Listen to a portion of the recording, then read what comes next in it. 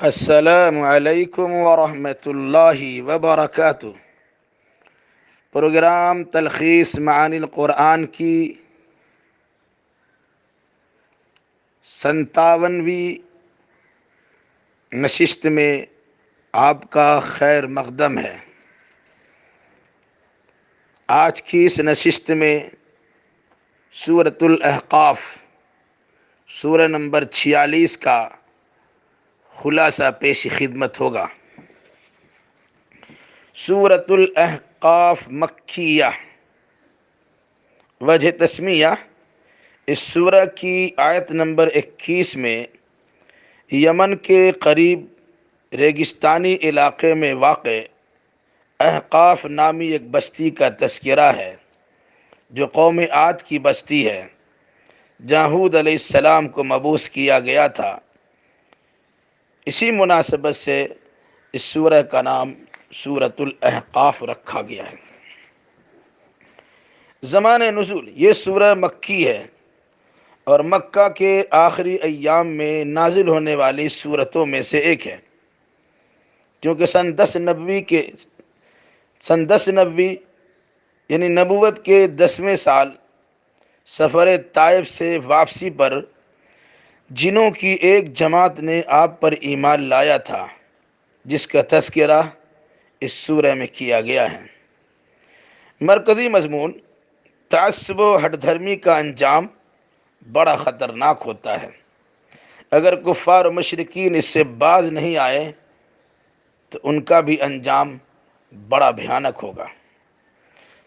تعداد آیات اس سورہ میں 35 آیات ہیں۔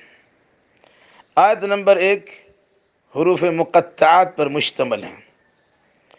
آیت نمبر 2 سے 3 میں قرآن مجید کو غلبہ والے، حکمت والے اللہ کی جانب سے نازل شدہ کتاب قرار دیا گیا ہے، جس کتاب نے آسمان و زمین اور ان دونوں کے درمیان موجود ساری چیزوں کے مقصد تخلیق کو بیان کرتے ہوئے واضح کیا ہے کہ ان کی تخلیق حق کے ساتھ مقررہ وقت تک کے لیے کی گئی ہے، مگر کفار اس حقیقت کو تسلیم کرنے سے انکاری ہیں، جس کا خمیازہ ان کو بھگتنا ہی پڑے گا۔ آیت نمبر 4 سے 8 میں مشرکین سے مطالبہ کیا گیا ہے کہ اگر تم اپنے دعوی شرک میں سچے ہو تو اللہ کے علاوہ جن جن کو پکارتے ہو ان کی پیدا کردہ چیزوں کو دکھاؤ، یا آسمانوں کی تخلیق میں ان کا اگر کچھ حصہ ہو تو کوئی کتاب یا علمی شہادت پیش کرو۔ ایسا نہ کرنے پر غیر اللہ کے پکارنے والوں کو حماقت و گمراہی سے دوچار کہا گیا ہے۔ یہ غیر اللہ کے پکارنے والوں کی حماقت و گمراہی کا تذکرہ ہے کہ یہ انہیں قیامت تک پکارتے رہ جائیں مگر وہ ان کا جواب نہیں دے سکیں گے، کیونکہ وہ ان کی پکار سے بے خبر ہے، اور قیامت کے دن یہی معبودان باطل اپنے عابدوں کی عبادتوں کا انکار کر کے دشمنی کا اظہار کریں گے۔ قرآن کو جادو کہنے والوں کو کافر کہا گیا ہے۔ کفار کی جانب سے قرآن کو گھڑی کتاب کہنے پر رسول اکرم صلی اللہ علیہ وسلم سے کہلوایا گیا، یہ کہنا تمہیں کو مبارک ہو، میں ایسا نہیں کہہ سکتا، اگر میں نے ایسا کہہ دیا تو مجھے اللہ کی پکڑ سے کوئی بچا نہیں سکتا۔ آیت نمبر 9 سے 10 میں رسول اکرم صلی اللہ علیہ وسلم سے اعلان کرایا گیا کہ میں کوئی عجیب و غریب رسول نہیں ہوں، مجھے یہ بھی معلوم نہیں ہے کہ میرے اور تمہارے ساتھ کیا معاملہ ہونے والا ہے، میں تو محض وحی الہی کا پابند ہوں اور اسی کی روشنی میں خبردار کرنے کا ذمہ دار ہوں۔ غور تو کرو، تم امی و ان پڑھ ہو کر انکار کرتے ہو، جبکہ بعض اہل کتاب علم کی بنیاد پر اس کی شہادت دیتے ہوئے اس پر ایمان لے آئے ہیں۔ اگر تمہاری روش یہی رہی تو ہدایت سے محروم رہ جاؤ گے۔ آیت نمبر 11 سے 12 میں کفار کی خوش فہمی کا تذکرہ ہے۔ ان کا کہنا تھا کہ جب اللہ کی نوازشات ہم پر ہیں تو اگر قرآن صحیح ہوتا تو پہلے ہمیں اس کی توفیق ملتی، کیونکہ ہمیں ایمان نصیب نہیں ہوا لہذا قرآن ہی جھوٹ ہے۔ یقیناً کفار کا یہ خیال باطل ہے، کیونکہ اس سے قبل موسیٰ علیہ السلام کی کتاب تورات رہنما و رحمت بن کر آ چکی ہے، جس کی تصدیق قرآن کرتا ہے۔ یہ لوگ تو اس تورات پر بھی ایمان نہیں لا سکے تھے، یقیناً یہ لوگ ظالم ہیں۔ آیت نمبر 13 سے 14 میں ایمان پر ثابت قدم رہنے والوں کو بے خوف ہونے کا اور غمگین نہ ہونے کا مژدہ سنایا گیا ہے۔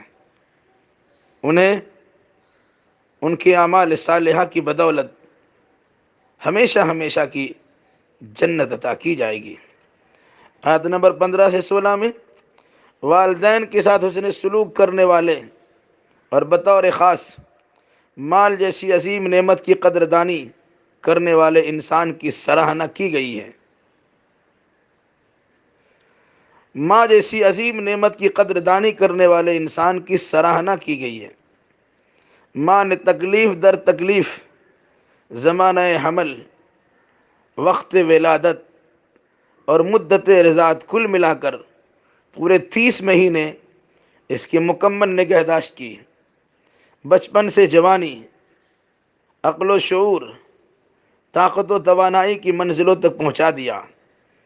جب بچہ ان کی قدردانی کرتے ہوئے شکر اور اچھے اعمال بجا لانے کی توفیق مانگتا ہے اور اپنی نسل کی اصلاح کی بھی گزارش کرتا ہے، ساتھ ہی توبہ و انابت کرتے ہوئے پوری وفاداری کا ثبوت فراہم کرتا ہے، تو اللہ کی جانب سے ایسی اولاد کی خطاؤں کی معافی کا اعلان کیا جاتا ہے اور ان کے اعمال کو شرف قبولیت سے نواز کر دخول جنت کی بشارت دی جاتی ہے۔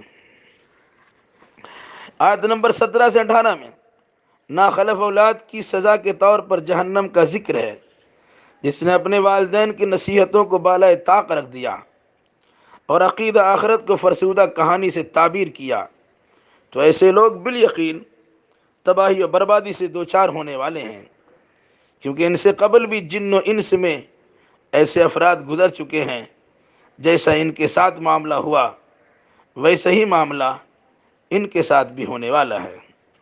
آیت نمبر 19 سے 20 میں نیک و بد ہر ایک کے لیے ان کے اعمال کی مناسبت سے بھرپور بدلہ دیے جانے کا تذکرہ ہے۔ ساتھ ہی کفار و مشرکین کو شعلہ زن آگ کے سامنے کھڑا کر کے کہا جائے گا کہ تم نے دنیا میں خوب گل چھرے اڑائے، اترایا، گھمنڈ کیا، مال کے نشے میں دنیا کو فسق و فجور سے بھر دیا، آج ذلت و خواری کی سزا اور مزہ چکھ لو۔ ذلت و خواری کی سزا اور مزہ چکھو۔ آیت نمبر 21 سے 28 میں ہود علیہ السلام کی قوم عاد کی تباہی کا ایک نقشہ پیش کیا گیا ہے۔ ایک نبی کی تکذیب تمام رسولوں کی تکذیب ہے۔ قوم کے مطالبہ عذاب پر ہود علیہ السلام نے کہا اس کا علم تو صرف اللہ کے پاس ہے۔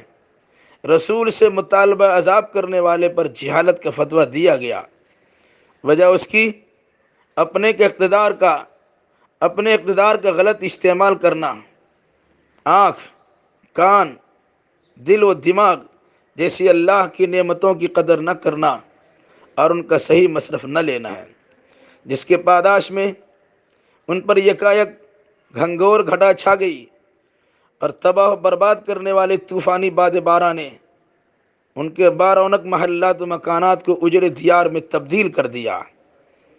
ان کی تباہی کی ایک جھلک دکھا کر اہل عرب کو متنبہ کیا گیا ہے کہ اس جیسی بہت ساری بستیاں اللہ اور رسول کی نافرمانی کی پاداش میں ہلاک ہو چکی ہیں۔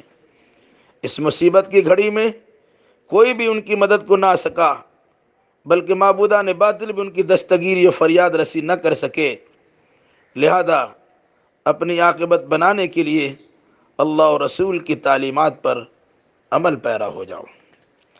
آیت نمبر 29 سے 32 میں جنوں کی ایک جماعت کا سماعت قرآن کے بعد ایمان لانے کا تذکرہ ہے کہ جب رسول رحمت صلی اللہ علیہ وسلم طائف کے دعوتی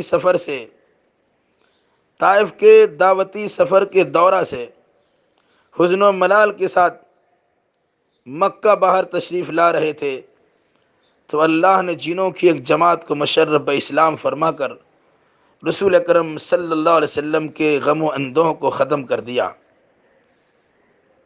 قرآن سے متاثر ہونے والے جنہوں نے اپنی قوم کو قرآن و رسول پر ایمان لانے کی دعوت و تبلیغ کی اور ایمان نہ لانے پر عذاب الہی کا دھمکی دیا، جب انسانوں نے آپ کی بات نہیں مانی تو اللہ نے اپنے راز ہائے سربستہ میں سے جنوں کی ایک جماعت کو مشرف اسلام کر کے رسول اکرم صلی اللہ علیہ وسلم کو تسلی کا سامان فراہم کر دیا۔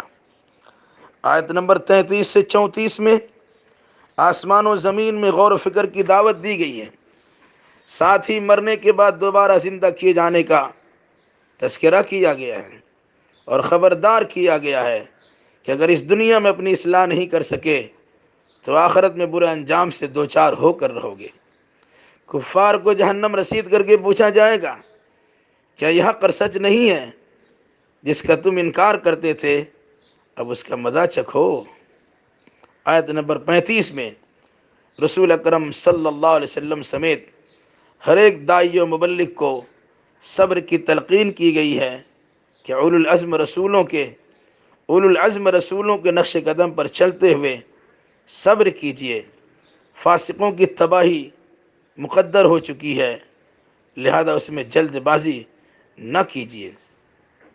الہ العالمین ہمیں اور جملہ مسلمانوں اور سارے انسانوں کو اپنا آخری پیغام انسانیت کے نام بشکل قرآن سے رشتہ جوڑنے اور اس کے معنی مطلب سمجھ کر عمل پیرا ہونے اور صحیح عقیدہ اور صحیح اعمال بجا لانے کی توفیق نصیب فرما، آمین۔ السلام علیکم ورحمۃ اللہ وبرکاتہ۔